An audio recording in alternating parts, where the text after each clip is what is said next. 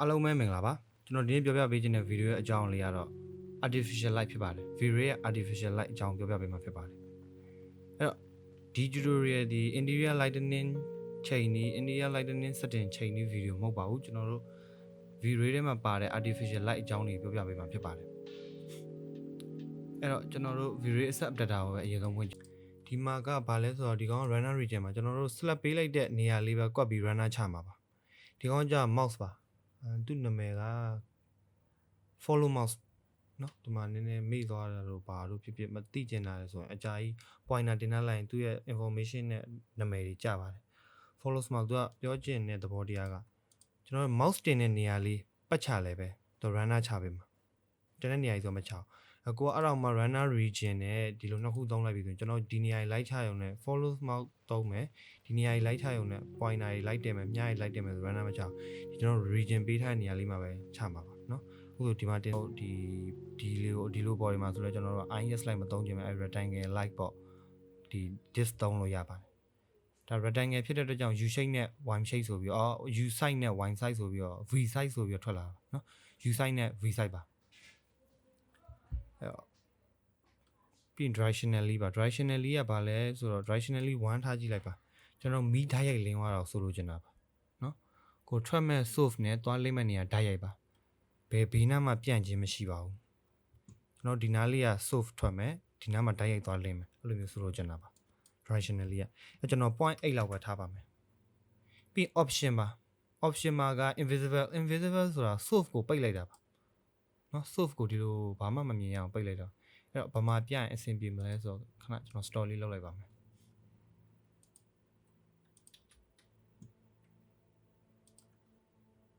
sorry store လုပ်ပြီးတော့ rectangle light တစ်ခုဖန်တီးလိုက်မယ်เนาะအဲ့ဒါဆိုကျွန်တော်အသစ်ထပ်ထွက်လာပါပြီ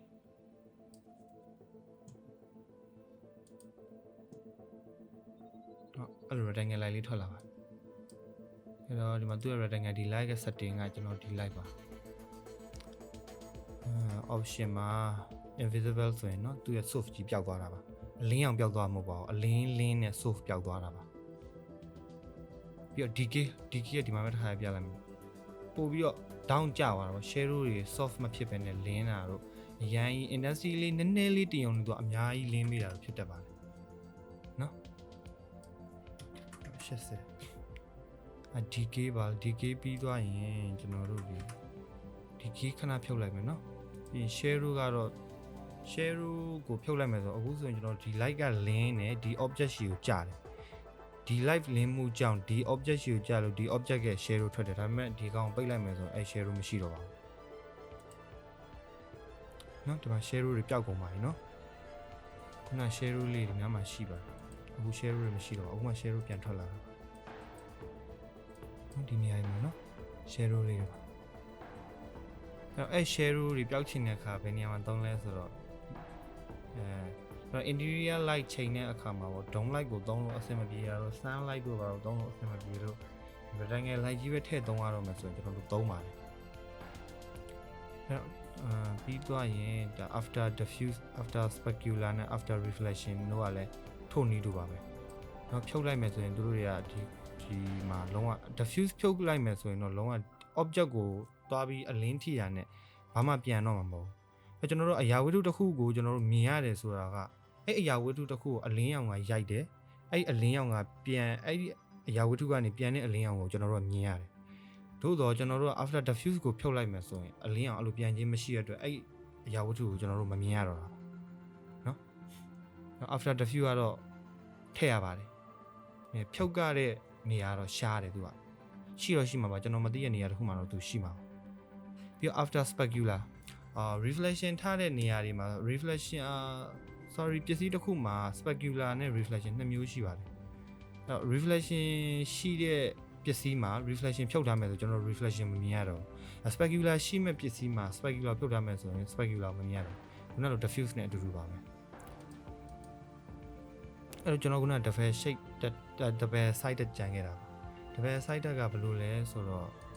တော့เนาะအပေါ်မှာပြန်ပြီးလင်းစေတာအဲ့တော့ကျွန်တော်တို့ double sided ကြံခဲ့ပါတယ် double sided ကဘာလဲဆိုတော့ ဘယ် site လေးဖွင့်လိုက်ပါမှန်လိုမျိုးပါသူအလင်းပြန်သွားသေးတာနော်ဒီ soft ရှိမဲ့နေရာရဲ့အပေါ်အောက်ကနှစ်ဖက်လုံးသူပြန်ပေးတာအဲ့တော့ setting တွေတော်တော်များများတည်ပါပြီအဲ့တော့ကျွန်တော်တို့ lightning ချိန်ညာလေးပြန်ဆလိုက်အောင်အခု rectangle ပြီးပြီဆိုတော့နောက် sphere တို့ spot တို့ set ပြောပြပေးပါအဲ့ဒါလေးဖြတ်လိုက်မယ်နော်မလိုတော့ဘူးပြီးဒါ2နော်2မှာကကျွန်တော် invisible လည်းမဖြုတ်ဘူး decay လည်းဘာမှမလုပ်ပါဘူး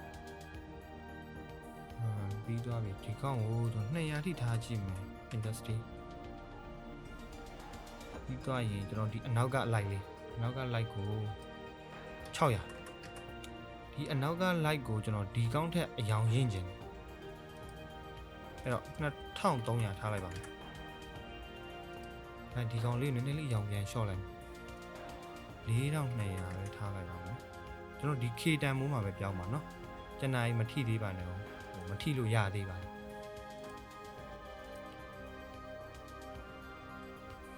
အဲ့ဒါ lightning ကဒီလိုတော့ဖြစ်သွားပြီlightning ဒီလိုဖြစ်သွားပြီအဲ့တော့ stop လုပ်လိုက်မယ်ကျွန်တော်နောက်တစ်ခုကဘာလဲဆိုတော့ sphere လိုက်ပါ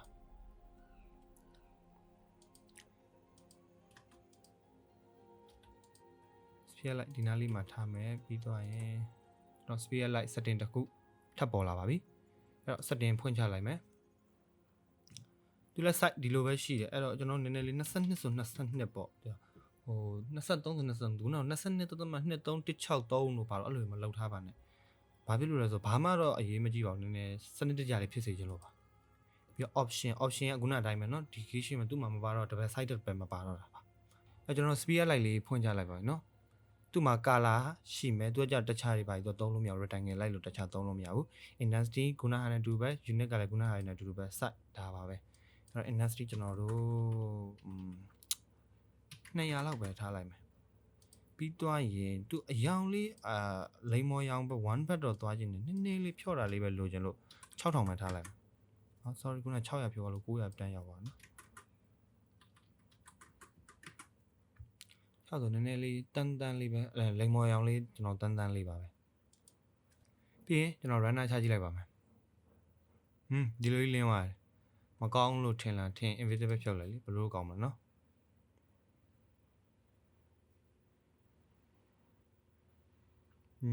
ဒါ sphere light ကဒီလိုမျိုးသုံးလို့ရတယ်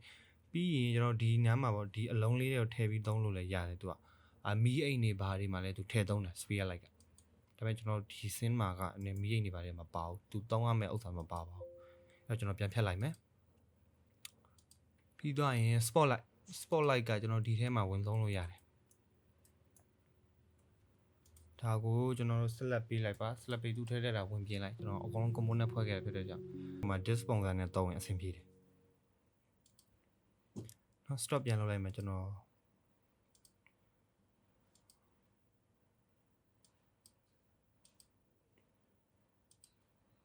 stop လုပ်ပြီးတော့ကျွန်တော်ဒါကိုပြန်ဖြတ်မယ်ဘာလို့ဆိုတော့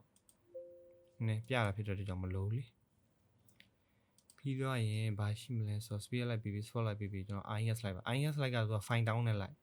နှိပ်ပြီဆိုတော့ကျွန်တော် IS file နဲ့တောင်းပါတယ်တစ်ကနေ30အထိက IS file နေပါဒါပေမဲ့ဘာဖြစ်သွားလဲဆိုတော့1နဲ့2နဲ့ဘာကွာလဲဆိုတော့ပုံစံလေးကွာတာပါเนาะကျွန်တော်နောက်ကျရင်ကြည့်ပါမယ်အဲ open မလုပ်သေးပါဘူးဒီကိုပဲပြန်သွားမယ်ဘာရှိအောင်မလဲဆိုတော့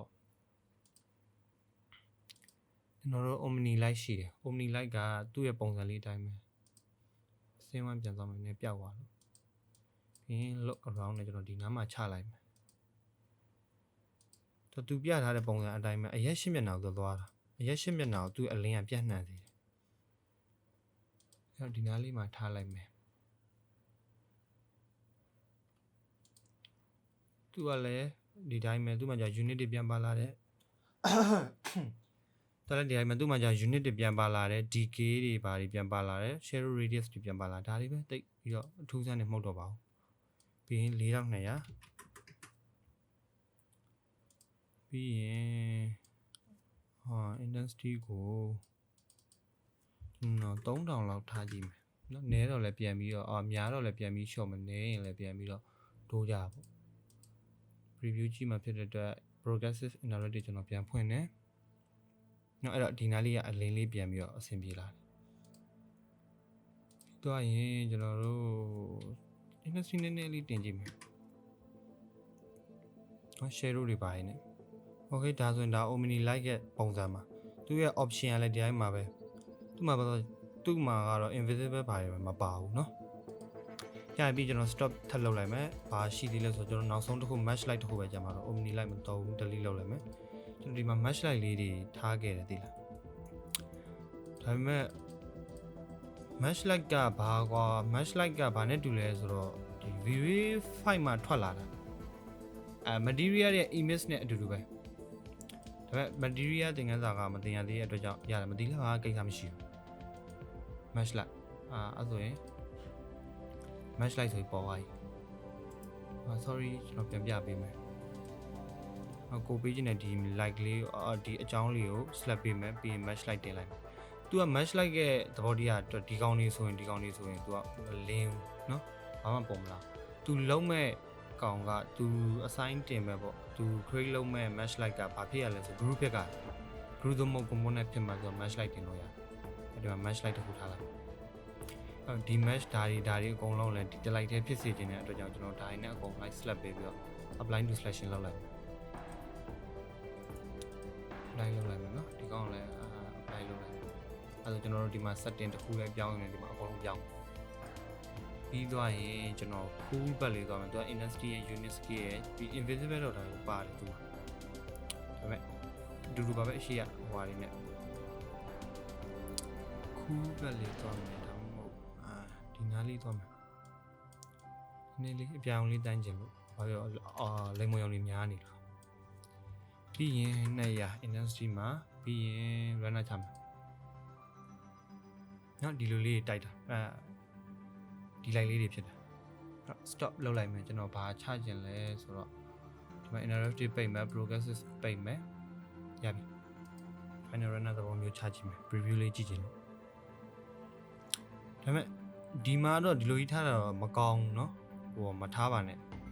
ကျွန်တော်ပထမပြောခဲ့သလိုပဲ artificial light တွေအကြောင်းပြောပြချင်လို့တာအသုံးပြုတာပါကျွန်တော်တကယ်တမ်းဒီကောင် lightning ချိန်မယ်ဆိုရင်နည်းနည်း green box တို့ပါတော့ပါရမယ်အဲ့ဒါမှအဆင်ပြေမှာဒီမှာကျွန်တော်ဘာမှမထည့်ထားတာတမင်ကအမှောင်ကန်ထဲမှာပြချင်လို့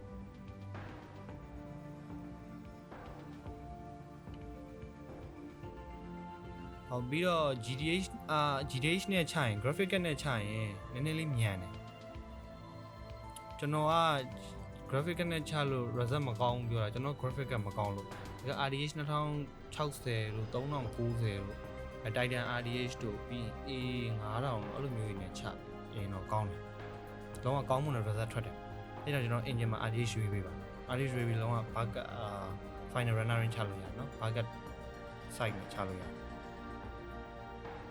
ကျွန်တော်တို့ဒီနေ့ကပြီးသွားပါပြီကျွန်တော်နောက်တစ်ခုအနေနဲ့ဗာပြောချင်လဲဆိုတော့ဒီဘက်မှာပါဒီ setting လေးပါဒီပေါ့ frame buffer history လို့ပြောလို့ရပါအဲ့ history က file ကို folder ကို slap ပေးရပါအဲ့ option နဲ့သွားမယ် frame buffer setting မှာ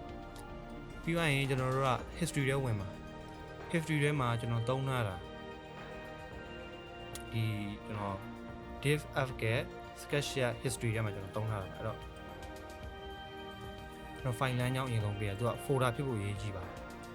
အဲ့ folder တစ်ခု create ဆောက်လိုက် folder တစ်ခု create လုပ်လိုက်ပြီးရင်ကျွန်တော်တို့ဆောက်ထားတဲ့ folder ကို slap ပြီးဒီ slap folder နှိပ်လိုက်ပြီးကျွန်တော်ဒီမှာ save and close ပေါ့ကျွန်တော်လုပ်ပြီးသားမဟုတ်လို့เนาะ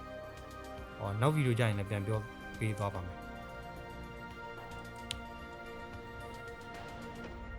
ဒါလေးကိုကျွန်တော်ဒီ plat နဲ့ထည့်လိုက်မယ်ဒီမှာ save ပြီးပြီဆိုရင်ဘာဖြစ်လဲဆိုတော့ကျွန်တော်ဒီမှာ file ထဲမှာပေါ့မ save ဘူးမ save ဘဲနဲ့ရဖြတ်လိုက်ဘာမှမဖြစ်ဘူးကျွန်တော်တို့ခုန file history ဆိုတဲ့ file ရှိနေတဲ့၍ဒီပုံတွေကရှိနေတယ်နောက်မှလာပြီးဒီ frame buffer ကိုဖွင့်ပြီးပြန် save လို့ရတယ်အဲ့တော့ကျွန်တော်တို့က file နဲ့ကိုကျွန်တော်ကွန်ပျူတာထဲကိုမထည့်ဘူးဒီ software ထဲမှာပဲစစ်ရတဲ့သဘောပါဒါပေမဲ့ဒါရဲ့ image file လားဆိုတော့ image file မရောက်သေးပါဘူး gbep file မရောက်သေးပါဘူးကျွန်တော်တို့ဒီကွန်ပျူတာထဲမှာ vray ဆိုတဲ့ software ထဲမှာထည့်ထားတဲ့ file အနေနဲ့ပဲရှိပါသေးတယ်ဒီနေ့ကတော့ artificial light အသုံးပြုနေပါတခုခုမေးချင်တာပဲဖြစ်ဖြစ်သိချင်တာပဲဖြစ်ဖြစ် comment မှာမေးထားခဲ့နိုင်ပါတယ်ကျွန်တော်နောက်ဗီဒီယိုတစ်ခုမှာပြန်လည်ဆုံတွေ့ကြပါမယ်